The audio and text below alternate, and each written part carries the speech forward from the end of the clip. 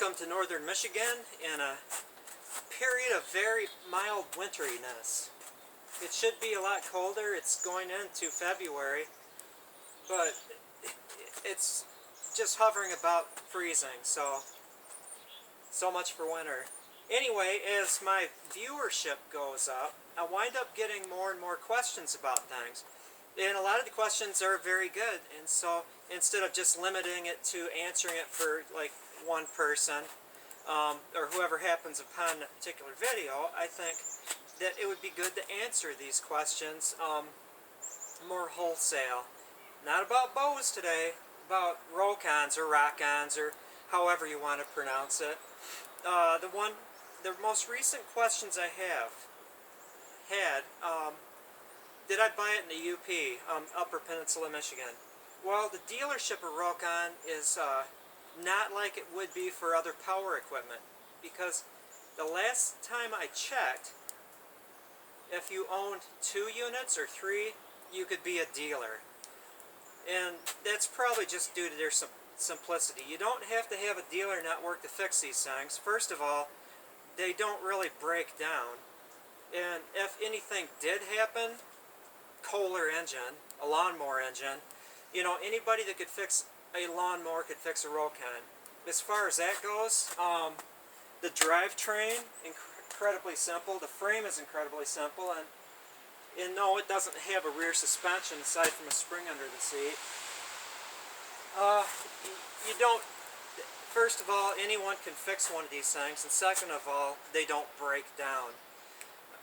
The other question I had from the same person was, can you make them road legal in Michigan? And this probably extends to other states. I'm not sure. Back in the day when I would own motocross bikes and strictly enduro bikes, not dual purpose, but really enduros, which included a KTM 400 that was bored out and blueprinted and was like incredibly fast. I could do 100 miles on railroad tracks, 100 miles an hour on railroad tracks.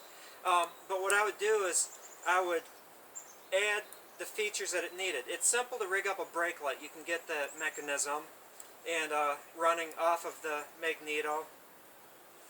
You know, headlights, tail lights, blah blah blah. Well, anyway, the Rokon comes with an incredibly good headlight already. It also has a brake light and a stop light, and so that part is, you don't need to worry about it. I would get just like a little bolt-on mirror, stick it on the handlebars, and get a horn like from a bicycle, the squeeze ball booga type of horn, stick it on the handlebars. And so my requirements were satisfied for a headlight, tail light, brake light, rear view mirror, which was basically unusable, and just a bicycle horn. Now in Michigan, I do believe that you have to have a battery, but it wouldn't be hard to rig one up on here, and that's simply in case the engine stops running, you still have lights for a safety issue at night. Sound is another issue, which this would not surpass any maximum decibel requirements for being road legal. Another one is it needs to be able to start reliably and stop reliably. So theoretically, you could put a horn on it. There's already a good electrical system, so you could have an electric horn.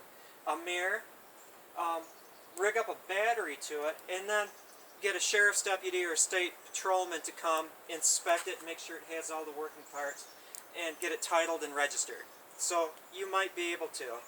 I wouldn't go on fast roads because they claim that this thing has a 35-mile-an-hour top speed, but I don't know if it can really hit 35 miles an hour. But, you know, really that's not what this thing is intended to do. Maybe on fire roads and stuff like that. But where this thing really shines is that it can surpass a standard quad as far as where it can go.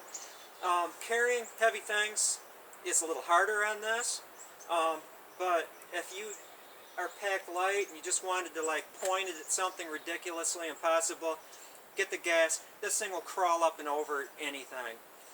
There's a Russian version. I don't know if it's for sale in the US, but I would definitely choose a Rokon over that one because that one appears to be extremely lightweight. And one of the nice things about these things is it's durable as hell. I go over sharp sticks with the tires, no problem. The Russian one I think almost has like inner tubes with a netting over it, which would just die, you know, in a sharp stick environment. Cost. You know, these things are not cheap. But consider this. Sometimes less is more. And these definitely, as far as complexity, are less. You buy your Rokon, it'll probably outlive you. There are still original Rokons from the 60s that are still functioning. The things just do not die. So if you consider the cost per the number of years you get to use it, it's cheap. These things will last forever. What was another question that I had? Oh, some people think that they're underpowered. The Kohler engine, somewhere in the neighborhood of 6 horsepower. It's not a horsepower monster, but it has a 3-speed transmission. You have to stop it and then you put it in first, second, or third. It can, with its current state of power being about 6 horsepower, it can climb up till its climbing capacity. It never runs out of, you know, power in a climb. It will pull. I've pulled logs and trailers. I've got a trailer sitting over here. It'll pull up to its capacity of traction.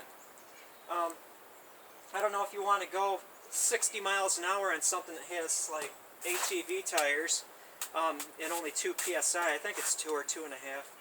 It goes as fast as you really want it to go. So power is not an issue. Being able to climb, go down things, it actually has engine braking. The brakes are kind of crappy. They're the mechanical discs, but they seem to work. But it actually does have engine braking, which is good when you're going down incredibly steep hills. I didn't buy mine from a dealer. I actually contacted Rokon in New Hampshire and negotiated a good price because this is a public facility, and they were great people to work with. I promised that I would park it in public view and talk about it, you know, basically promoting it, and they knocked a great deal of money off the price. It was also one that they just had sitting around. What? There was something else. The power, no rear suspension, you don't really need it. I think you can get a spring. This is a Scout version. It's the lesser priced version. The Trailbreaker is more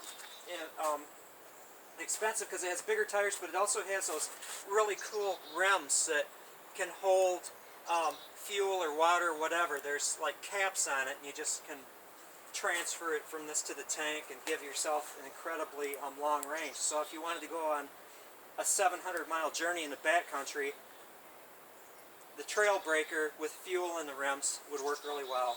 It would also add ballast. Now, if you do get stuck, which just doesn't really in the snow, because unlike an ATV that can get hung up, you know, snow is like stuck on the bottom and the tires don't get traction, this carves its own path. But if it does get stuck ever, I sank it in a creek. The thing only weighs 200 pounds. So you've got like 100 pounds on the back end, which pick it up and move it over, which makes it even more so, you know, unstickable. You can get a sidecar to carry like 900 pounds of gear. I forget what the thing is. PTO, so you can hook up a generator or a pump. It's a great, great unit. Anyway, that's enough talking about the Rokon. I'm going to put boots on and go on a Rokon adventure in the woods and make it down to the water and cruise along the beach and stuff like that. Thank you for watching. Appreciate your sponsorship, and have a great day.